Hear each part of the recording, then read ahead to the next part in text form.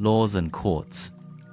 It is just as difficult to draw sharp distinctions between mores and laws as to indicate exactly when, at the dawning night, is succeeded by day. Mores are laws and police regulations in the making. When long established, the undefined mores tend to crystallize into precise laws, concrete regulations, and well-defined social conventions. Law is always at first negative and prohibitive. In advancing civilizations, it becomes increasingly positive and directive. Early society operated negatively, granting the individual the right to live by imposing upon all others the command, "You shall not kill." Every grant of rights or liberty to the individual involves curtailment of the liberties of all others, and this is affected by the taboo primitive law. The whole idea of the taboo is inherently negative, for primitive society was wholly negative in its organization, and the early administration of justice consisted in the enforcement of the taboos. But originally these laws applied only to fellow tribesmen, as is illustrated by the later-day Hebrews, who had a different code of ethics for dealing with the Gentiles.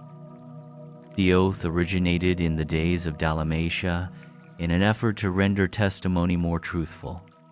Such oaths consisted in pronouncing a curse upon oneself. Formerly, no individual would testify against his native group. Crime was an assault upon the tribal mores. Sin was the transgression of those taboos which enjoyed ghost sanction. And there was long confusion due to the failure to segregate crime and sin. Self-interest established the taboo on killing. Society sanctified it as traditional mores, while religion consecrated the custom as moral law. And thus did all three conspire in rendering human life more safe and sacred. Society could not have held together during early times had not rights had the sanction of religion. Superstition was the moral and social police force of the long evolutionary ages. The ancients all claimed that their olden laws, the taboos, had been given to their ancestors by the gods. Law is a codified record of long human experience. Public opinion crystallized and legalized. The mores were the raw material of accumulated experience, out of which later ruling minds formulated the written laws. The ancient judge had no laws. When he handed down a decision, he simply said, "It is the custom."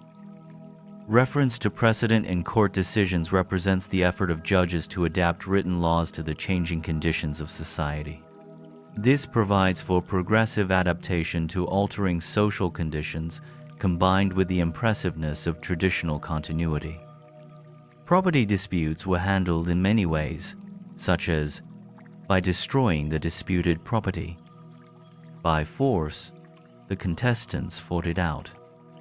By arbitration, a third party decided. By appeal to the elders, later to the courts. The first courts were regulated fistic encounters.